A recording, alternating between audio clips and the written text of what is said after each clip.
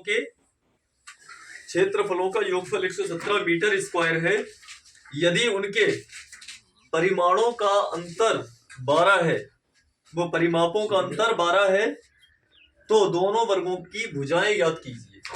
सबसे पहले हम क्या करेंगे, माना पहले वर्ग की भुजा हम कितनी मान लें x मीटर, ठीक है, तथा दूसरे वर्ग की भुजा y मीटर। पहले वर्ग का क्षेत्रफल क्या होता है, भुजा स्क्वायर। अब इसकी भुजा कितनी है हमारी x, तो x का स्क्वायर हो जाए यानी x स्क्वायर वर्ग मीटर, ठीक है। उसके बाद में दूसरे वर्ग का क्षेत्रफल निकालेंगे, तो दूसरे वर्ग की भुजा का स्क्वायर करेंगे, ठीक है, यानी y स्क्वायर वर्ग मीटर। अब कह रहा है प्रश्न में क्या, पहले वर्ग का परिमाप अगर निकालेंगे तो वर्ग का परिमाप क्या होता है हमारा 4 गुणा भुजा, ठीक है। तो इसकी भुजा कितनी है हमारी x, कितना हो जाएगा 4x मीटर। दूसरे वर्ग का परिमाप कितना हो जाएगा 4y मीटर, ठीक है। प्रथम शर्तानुसार क्या कह रहे हैं, x स्क्वायर यानी दोनों वर्गों के क्षेत्रफलों का योगफल, पहले वर्ग का क्षेत्रफल प्लस दूसरे वर्ग का क्षेत्रफल बराबर कितना दिया 117। समीकरण नंबर कितनी डाल देंगे। उसके बाद में कह रहे हैं द्वितीय शर्तानुसार, दूसरे शर्त में क्या कह रहे हैं भाई, दोनों के परिमापों का अंतर, दोनों के परिमापों का अंतर, पहले का है 4x, दूसरे का कितना है 4y। तो 4x में से जब 4y को घटाया, अंतर में क्या होता है, एक से दूसरे को घटाया जाता है, ठीक है। तो पहले वाले में से दूसरे वाले को घटाया, कितना रहा 12। उसके बाद में दोनों में हमने देखा कि 4 कॉमन है, तो 4 कॉमन निकाल लिया। कॉमन निकालने का मतलब क्या होता है, भाग करना। 4x से जब 4 कॉमन निकाला तो 4 से x में भाग करेंगे, x रह जाएगा, 4 हट जाएगा। y में 4y में से 4 निकाल लिया, क्या चीज बचा हमारा, y बचा। अब 4 गुणा में दिया हुआ, गुणा वाली संख्या को जब हम पक्षांतर करते हैं, ट्रांसफर करते हैं, तो कहां जाता है, दी गई संख्या के बटे में, ठीक है। इधर क्या रहेगा हमारा x माइनस वाई, इधर रहेगा 12/4, 4 से भाग करेंगे, 4 तियां 12, यानी x माइनस वाई बराबर कितना है हमारा 3। समीकरण नंबर डाल देंगे कितना 2। समीकरण 2 से x माइनस वाई बराबर कितना 3, x बराबर निकालेंगे तो y को हम यहां से हटा देंगे, माइनस का इधर का हो जाएगा प्लस का, ठीक है ना, यानी x बराबर 3 प्लस y, इसको डाल देंगे समीकरण नंबर 3, ठीक है। उसके बाद में क्या है, x का मान समीकरण 1 में रखने पर, x का मान रखा हमने, x का मान समीकरण 1 क्या हमारी, कभी भी एक ध्यान रखना, जिस समीकरण से हम किसी संख्या का मान निकालते हैं तो उसको हमेशा दूसरी वाली समीकरण में रखा जाता है। अगर उसी समीकरण में अगर आपने मान रखा तो कभी भी क्वेश्चन सॉल्व नहीं कर पाओगे, ये ध्यान रखना है। तो हमने किससे निकाला था, समीकरण 2 से निकाला x का मान, रखेंगे किसमें, समीकरण 1 में। समीकरण 1 क्या चीज है हमारी भाई, x square plus y square बराबर कितना है 117।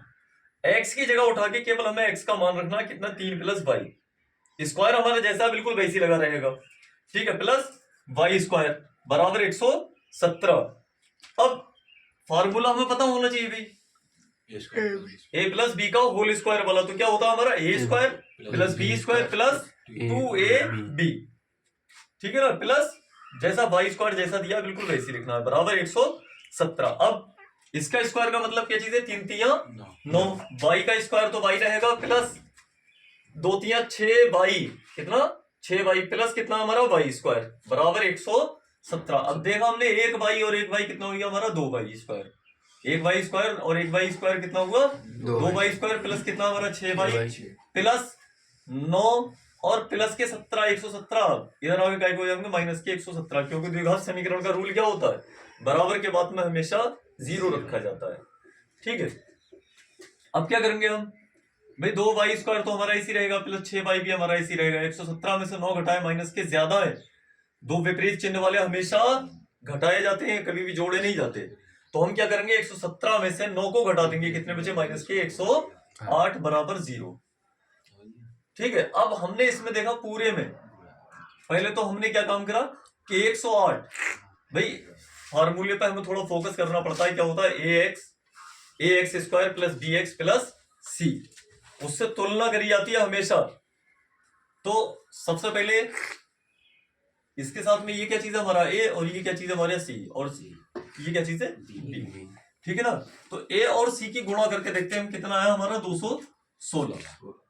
अब 216 फैक्टर किसके करना है हमें, 6y के, किसके 6y के, यानी 6 के ऐसे टुकड़े करना है कि उनकी अगर गुणा करें अगर गुणा करें तब हमारा कितना आना चाहिए, 216 आना चाहिए। और उनको अगर आपस में से घटा दें तो कितना बचना चाहिए हमारा, 6 बचना चाहिए।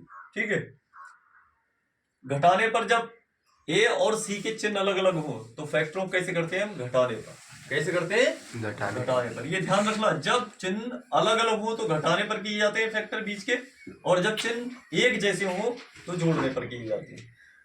ठीक है, अब हमने जब इसके फैक्टर करे सबसे पहले तो 216 के, जब 216 के फैक्टर करे हमारे कितना आ गए, 2 गुणा 2 गुणा 2 और गुणा 3 गुणा 3 गुणा 3। ठीक है, सबसे पहले हमने क्या करा, 3 3 3 3 9 3 27 और माइनस 2 दूनी 4 दूनी 8 करके देखा हमने, तो 27 में से 8 घटाए 19 बचे, तो 19 तो हमारा आ नहीं रहा, जबकि आना कितना चाहिए हमारा, 6 आना चाहिए। उसके बाद में हमने लिया 2 दूनी 4, ठीक है, 2 दूनी 4 दूनी 8, 8 तिया 24 और 3 तिया 9, 24 में से 9 घटाए कितने बचे, 15।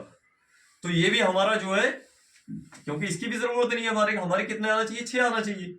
उसके बाद में हमने क्या काम करा कि 2 दूनी 4, 2 दूनी 4, 4 तिया 12, ठीक है ना, 2 दूनी 4 तिया 12, 12 अलग कर दिया हमने, और 3 तिया 9 दूनी 18 अलग कर दिया। 18 में से अगर 12 घटा रहे हैं 6 बचेगा, तो इस कंडीशन में हमारी यानी ये वाली कंडीशन लग जाएगी 18 माइनस 12।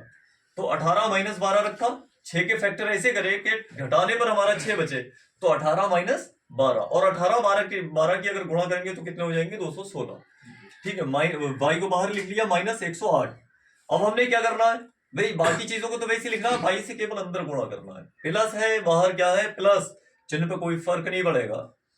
ठीक है, 18 वाई हो जाएगा माइनस 12 एकम 12 वाई, माइनस का कितना है 108 बराबर 0।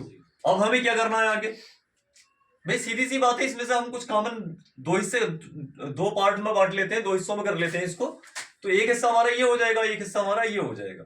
इसमें से हम क्या करेंगे, 2 वाई कॉमन निकाल लें। जब 2 वाई कॉमन निकाला तो हमारे यहाँ तो वाई रह जाएगा, क्योंकि एक घातांक कम हो जाती है जब कॉमन निकालते हैं। ठीक है, 2 नेम 18। इधर क्या करेंगे, माइनस कॉमन निकालेंगे, और 12 दिख रहा है, 12 कॉमन निकले आएगा, क्या बचेगा हमारा, वाई बचेगा। माइनस कॉमन लेने की वजह से चिन्ह बदल देंगे, प्लस हो जाएगा, 12 नेमा 108 9 बचेगा। ठीक है, बराबर 0। अब जो सेम ब्रैकेट आ रही है उनमें से एक कॉमन निकाल ली। ठीक है, बाकी जो बच रहा है उसको एक ब्रैकेट के अंदर बंद कर लिया। ठीक है, बराबर कितना, 0।